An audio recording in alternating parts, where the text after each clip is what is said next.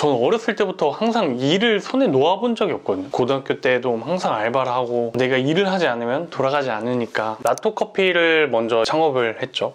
2017년도에 제가 26, 7쯤? 중학교 때 꿈이 원래는 요리사였었어요. 요리 학원을 다니면서 요리를 배우다가 고등학교에 식품 가공학 이런 과로 진학을 했는데 막상 가보니까 요리는 안 배우고 빵만 배우더라고요. 그때 이제 커피 프린스 1호점이 방영을 했었어요. 고등학교 제가 1학년? 2학년쯤? 그때 어떻게 보면 바리스타라는 직업에 대해서 알게 되고 그러면은 바리스타 과를 좀 찾아보자 해갖고 바리스타 과를 들어가게 됐죠. 저는 어렸을 때 해보고 싶은 게 너무 많았었어요. 커피는 놓지 말고 내가 다른 여러 가지를 많이 해보고서 그때 다시 커피를 해도 되지 않을까? 라는 생각으로 좀 여러 가지 했었죠. 첫 사업이 24살 때 쇼핑몰 시원하게 말아먹었죠. 처음에 이제 시작했던 건 이미 다 날려먹은 상태고 마이너스 2천까지. 그때 시드는 가지고 그럼 창업을 하신 거예요? 2천만 원 빚이 생길 때까지? 시드는 마이너스 통장이라고 혹시 아세요?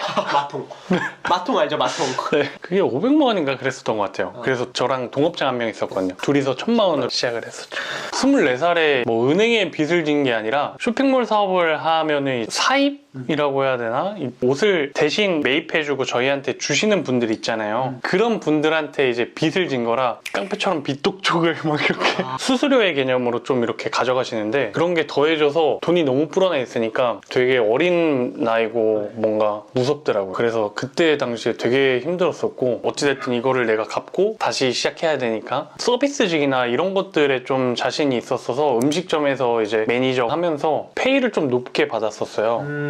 그래서 그때 당시에 한 250만 원 정도? 20만 원씩 이제 제가 생활을 하고 한 달에 이렇게 하면서 230씩 이렇게. 와, 갚았어요? 그때 실패했던 경험으로 발판 삼아서 많이 배우고 이렇게 하면 망하는구나 이런 것들을 좀 많이 배우고 좀 창업을 했던 것 같아요. 실패했던 가장 큰 이유가 뭐라고 생각하세요? 저는 이제 어떻게 보면은 열심히 하고 있다라고 생각을 하고 있었는데 열심히 하고 있지 않았었어요. 겉으로 보여주기에는 굉장히 열심히 하는 것처럼 보였었죠. 왜냐하면 쇼핑몰이라는 것 자체가 어떻게 보면은 마케팅으로 인해서 수익을 창출해내는 거잖아요. 근데 마케팅 비용을 지불하려면은 돈이 필요한데 돈이 없으니까 포잡인가 했었어요. 쇼핑몰을 겸하면서 뭐 밤에 아르바이트도 하고 낮에 카페에서도 일하고 그게 겉으로 보기에는 되게 열심히 한 것 같은데 뒤에 생각해보니까 나는 더 열심히 할 수 있었는데 뭔가 더 열심히 하지 않았구나 라는 생각도 되게 많았었고 남들한테 보여주기에는 열심히 했지만 나 자신을 속이지 않고 나 정말 열심히 했나? 라고 생각했을 때는 그게 아니더라고요. 24살에 약간 사장이라는 타이틀을 갖고 있으니까 다른 사람들한테 뭔가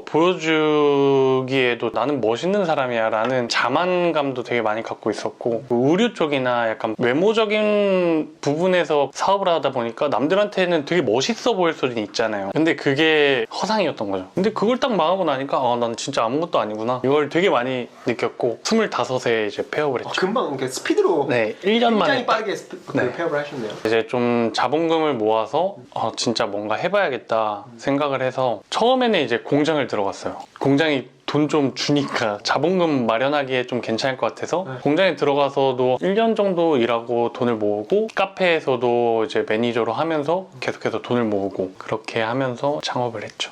라또커피 그러면 창업할 때는 시드머니를 얼마 갖고 시작하셨어요? 그때는 뭐 다 제 돈 아니고 이제 은행 돈으로 8천만 원인가? 1, 2층, 2층 루프탑 이렇게 되어 있는데 따지면은 그래도 한 80평 이상은 되지 않나. 저는 그걸 준비하면서 되게 자신감이 있었어요. 근데 왜냐면 그 전에 실패했던 경험을 토대로 진짜 열심히 준비하고 제가 카페를 일하면서 거의 1년 동안 계속 준비했거든요. 한 1년 6개월 정도 준비 기간만 그 정도를 가졌는데 아침에 눈 뜨고 운전하면서 이제 돌아다니고 건물 찾은 것만 한 진짜 6개월 정도? 그 건물이 임대 나온 건물도 아니었어요. 이미 전에 5번째까지는 하고 싶었지만 건물주가 안 해준다든지 제가 들어가려고 했는데 뺏겼다든지 5번째까지는 파기되고 그게 6번째였는데 차로 이제 지나다니다가 옆에 철물점이 있어서 혹시 건물주 연락처 혹시 아시냐고 여쭤본 다음에 그냥 다짜고짜 이제 전화를 했어요. 저는 이제 누구고 이 건물이 너무 멋있는 것 같다. 제가 여기에서 사업을 하나 하고 싶은데 만나 뵙고 이야기 한번 나눠보실 수 있으시냐.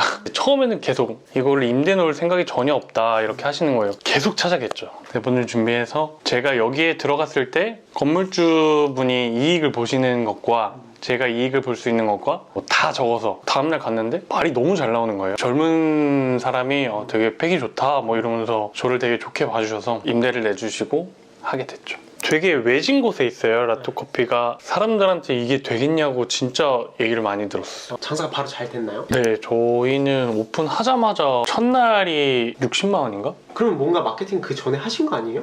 마케팅은 제가 인스타그램 자체를 되게 오래 했기 때문에 그걸로만 이제 과정들이나 이런 것들 다 담아내고, 그쪽이 청주의 벚꽃길이에요. 벚꽃이 보통 이제 4월 초에 피잖아요. 3월 달쯤에 거기를 발견하고 이제 하게 됐는데, 사람들이 벚꽃 구경 그쪽으로 되게 많이 온단 말이에요. 그때 오픈이 되면은 나는 마케팅을 하지 않아도 저절로 마케팅이 되겠다 라고 생각을 해서 굉장히 촉박하게 공사를 했어요. 거의 20일 막 25일 이렇게 공사를 하고 지나가면서 저기 뭐야 하면서 저희 카페를 보고 이제 오시게 되고, 매년 벚꽃 시즌마다 저희는 항상 성수기거든요. 좀 잘 나왔을 때 매출 얼마까지 나왔었어요? 7, 8천? 와, 임대비 150에? 줄 서서 이제 마시고 되게 모든 박자가 잘 맞았었고, 뭔가 신의 기운이 날 돕는구나 약간. 빵 같은 걸 하셨어요? 빵은 이제 구운 과자류만. 또 카페 창업을 했을 때 뭔가 좀 이건 내가 생각했던 거랑 다르네, 좀 이런 게 있었어요? 아무래도 커피에 대한 퀄리티나 약간 커피에 대한 진정성을 보여주기가 좀 힘들다?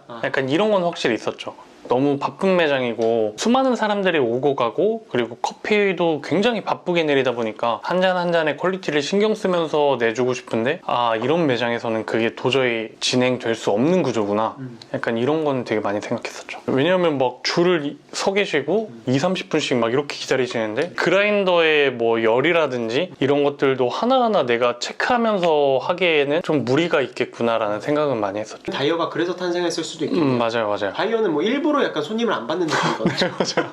다이어는 왜 이름을 바꿔서 창업하기로 결정하신 거예요? 구분을 좀 두고 싶었어요. 라토는 좀 그대로 카페의 매력을 좀 느끼시고 손님들이 편하게 그냥 가셔서 즐길 수 있는 공간으로 두고 싶었고, 다이어는 원두 업체로서 우리들의 원두를 보여주고 싶다, 다른 브랜딩을 해서 다르게 한번 나아가보자. 제가 바리스타를 하면서 바리스타가 주인공이었었던 적은 없었던 것 같아요. 바리스타는 백그라운드에 항상 있는 느낌? 바리스타가 돋보이지 않는 그런 게 좀 아쉬웠었어요. 바리스타들이 소비자분들한테 맨투맨 서비스를 시작한 것도 그 이유예요. 시대를 역행하는 일일 수도 있죠. 기계들이 커피를 내리고 하는 시대인데, 우리는 반대로 더욱 사람이 할 일을 늘려가는, 좀 더 바리스타와 소비자가 소통할 수 있는 공간을 만들고 싶었어요. 이 영상을 보는 이제 창업을 준비하는 후배들도 있을 거고, 바리스타들도 있을 것 같아요. 그런 바리스타들이 창업을 하기 전에 이것만은 좀 미리 알았으면 좋겠다, 이것만 준비하면 좋겠다, 이런 게 있을까요? 창업하기 전에 공부를 하고 했으면 좋겠어요. 왜냐면 요즘에 그냥 하시는 분들도 사실 굉장히 많잖아요. 주변에서 저도 이제 창업을 하고 이제 운영을 하면서 폐업을 하는 카페를 너무 많이 보다 보니까, 폐업하지 말고 좀 잘 됐으면 하는 마음에 자기들만의 색을 가졌으면 좋겠다. 우리들은 뭘 잘할 수 있지? 뭘 좀 더 남다르게 할 수 있지? 우리가 내세울 수 있는 건 무엇인가? 커피 같은 경우에도 유튜브에 잠깐만 찾아봐도 굉장히 많이 나오고, 일단 기본이 되면은 자기들만의 색을 만들 수 있는 무언가가 생기지 않을까? 커피가 되었든 제과제빵이나 디저트가 되었든 브랜딩이 되었든. 창업을 준비하시는 분들도 공부해라, 준비해라, 이런 말씀 많이 들으실 텐데, 언제까지 준비해야 되고 어디까지 공부해야 되지? 제가 하면서 느꼈던 거는, 저는 이만큼 준비하니까 이렇게 하면 되겠구나 라는 게 생겼었어요. 제가 다이어를 창업했을 때도 우리가 잘할 수 있는 거, 내가 잘할 수 있는 게 뭐지? 소비자와 소통하는 거, 그게 제일 잘할 수 있는 거더라고요. 그래서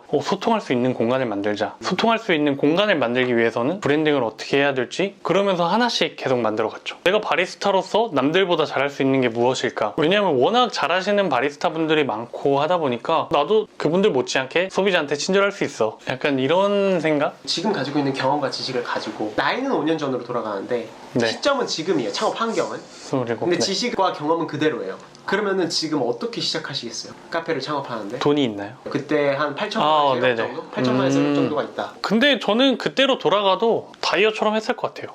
다이어처럼? 네. 라토처럼은 안 하시고요.